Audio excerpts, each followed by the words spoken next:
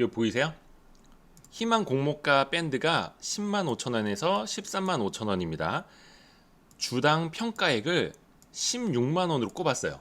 근데 34에서 15.6% 정도 할인을 해서 10만 5천 원에서 13만 5천 원 사이에 공모가를 희망을 한다.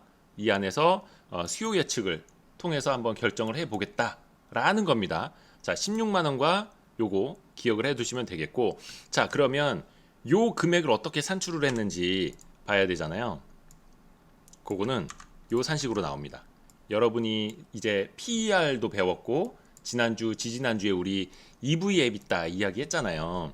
EV EBITDA 모르시는 분들을 위해서 간단히 설명드리면, 요거는 엔터프라이즈 밸류, 기업 가치고, EBITDA는 세금 내기 전, 그 다음에 상각하기 전, 뭐 이자 내기 전, 그런 현금 흐름이니까 기업 가치를 이 회사의 연간 현금 흐름으로 나눴을 때 몇 배냐가 EV EBITDA인데, 그거를 42배를 적용했습니다. 42배. 뭐 그냥 PER이랑 비슷하다고 생각을 하면은 42배의 기업 가치를 산정을 했다는 겁니다. 이 회사 연간 EBITDA 현금 흐름을 한 1218억 5400만 원으로 잡았고, 요거를 상반기까지 번 돈을 곱하기 2 했습니다. 연 환산을 한 게 한 1200억 되는 거고, 거기에다 42.36을 곱하니 우리의 평가 총액, 요 EV는 5조 1600억이 나오는데, 여기에다가 순부채 있거든요. 이 회사가 갖고 있거나 아니면 더 갚아야 할 돈. 근데 여기는 이제 받을 돈이 더 많다. 여기 아마 공모를 통해서 유입된 현금이 포함이 돼 있을 거고, 평가 총액이 5조 7천억 원대, 5.7조가 나왔습니다. 5.7조의 자기네 기업 가치를 이렇게 매겨놨습니다. 아이고, 우리 SG 러블리님 감사합니다. 주식초등학교는 사랑입니다. 고맙습니다. 자, 여기 5조 7천억 기억하세요. 빅히트의 기업 가치를 자기네가 5조 7천억으로 꼽은 겁니다. 자, 그러면 요게 어떻게 이렇게 나왔는지 비교 기업들이 있거든요. 과연 다른 기업들이 얼마이길래 자기네가 42배, 42배의 멀티플을 받을 수 있다는 건가 보면, 자, 여기 숫자 보이세요? JYP, YG, YG 플러스, 네이버, 카카오. 네이버 카카오가 연예기획사인가요? 뭐 아무튼간 잘 나가는 네이버 카카오까지 이제 데려왔습니다. 비교 기업이라는 거를 이렇게 꼽아서 이들 기업의 멀티플이 이 정도이니 우리도 이 정도의 멀티플을 받아야겠다라고 하는 거거든요.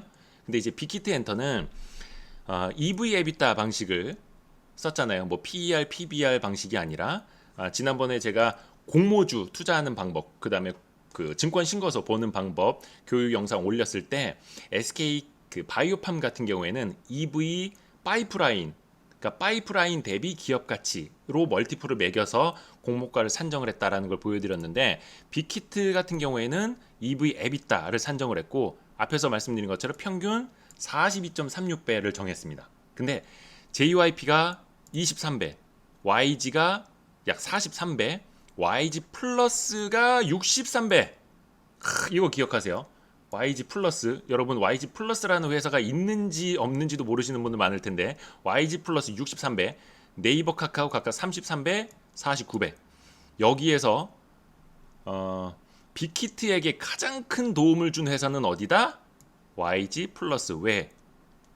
63배 멀티플로 이 평균을 쫙 끌어올려줬죠.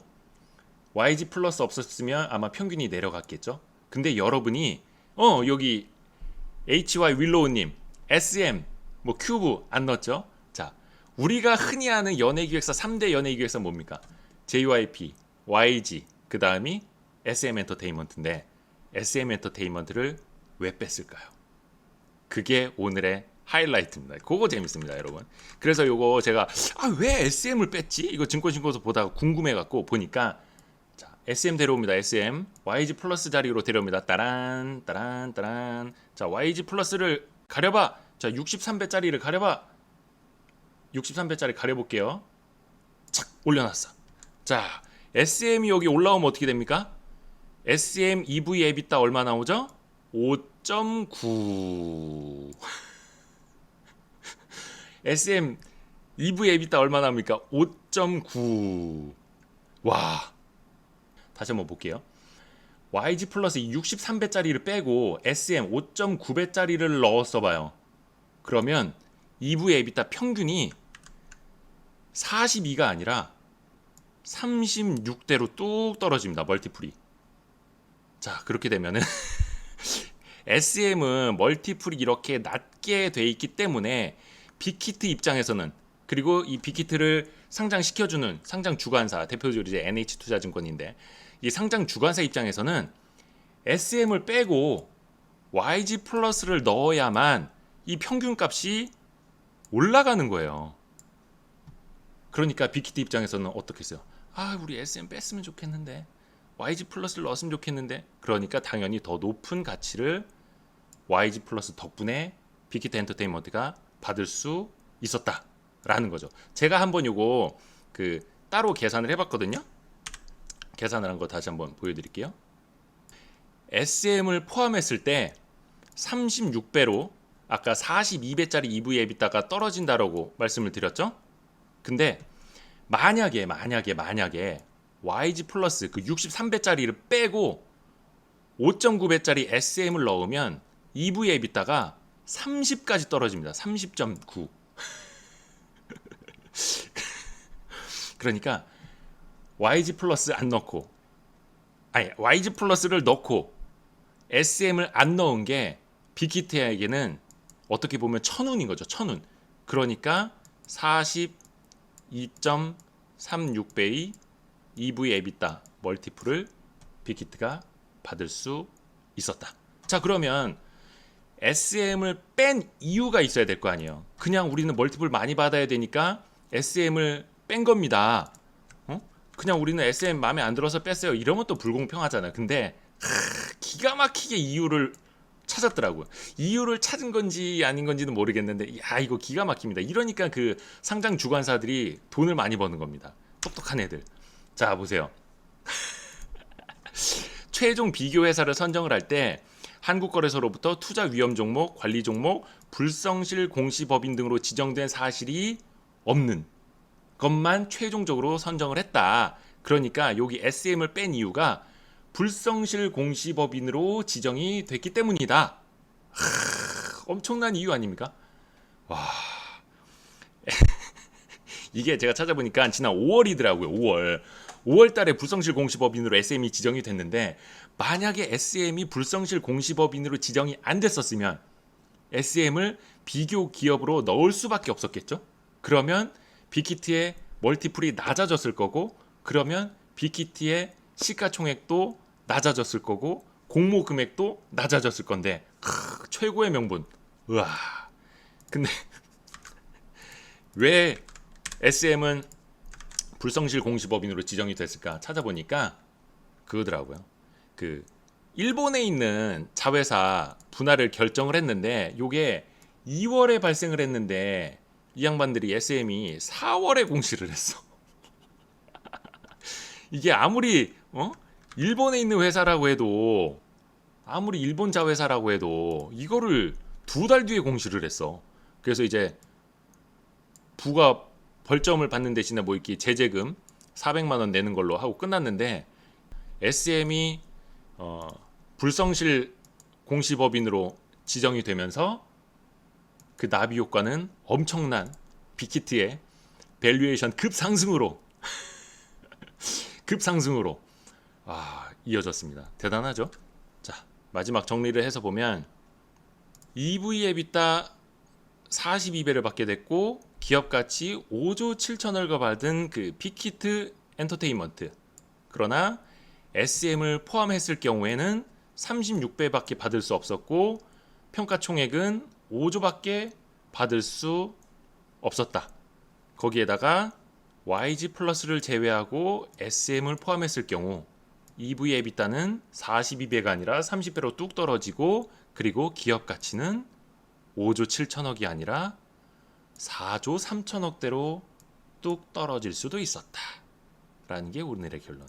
그리고 SM의 불성실 공시로 인해서 빅히트의 기업 가치가 조 단위로 올라갔다. 1조 4천억 가까이 올라갔다. 이게 오늘의 결론입니다. 야, 아무튼 그래서 그 IPO 할 때 기업 가치는 어떻게 산정하는 건지 궁금하잖아요. 근데 결론적으로 놓고 보면은 상장 주관사에서 먼저 이제 PT를 합니다. 우리에게 상장 주관을 맡겨주십시오.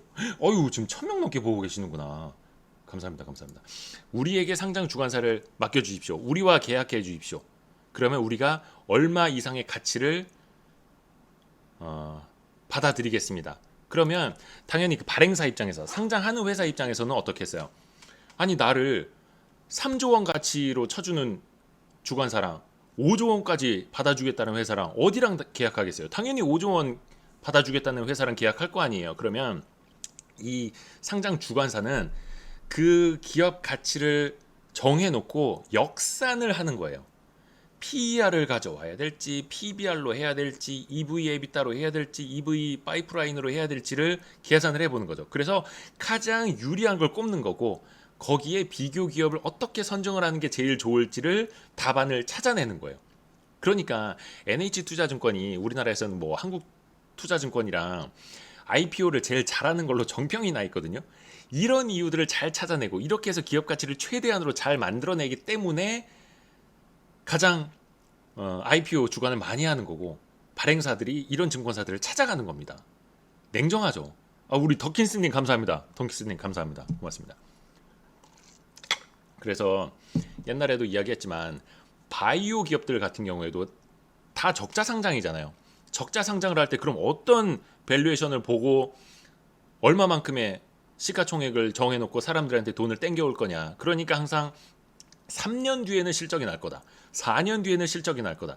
그때는 실적이 얼마 나니까 이걸 현가화했을 경우에는 지금은 한 몇 배 정도의 멀티플을 적용을 해서 얼마의 기업 가치를 산정을 하면 된다. 이런 식으로 다 적자 기업도 산장을 시키는 거거든요. 근데 적자 기업들 상장한 뒤에 보세요. 3년 4년 지났을 때 그때 약속했던 그때 증권신고서에서 예측한 그 실적이 나오고 있는지 뭐 대표적으로 헬릭스미스 같은 것들 벌써 한 기술 기업 상장을 한 지 한 15년 됐거든요. 근데 아직도 엄청난 적자를 보고 있잖아요. 그런 기업들이 대부분 많습니다. 그래서 항상 상장 기업들 항상 예쁘게 포장을 하고 예쁘게 화장을 하고 거의 뭐 신부화장까지 하고 예쁘게 웨딩드레스를 입고 온 그런 상장 기업들의 포장을 고지고대로 보면 안 된다라는 겁니다. 그래서 빅히트 같은 경우는 저는 뭐 여러분에게 청약을 하라 말아라 고평가돼 있다 저평가돼 있다를 이야기하는 게 절대 아닙니다. 여러분이 판단을 하실 수 있게끔 이 회사의 기업 가치는 어떤 산식으로 결정이 됐고 어떠한 이유로 어떻게 멀티플을 잘 받았다라는 걸 여러분께 보여드린 거고 모든 판단은 여러분의 몫입니다. 여기까지.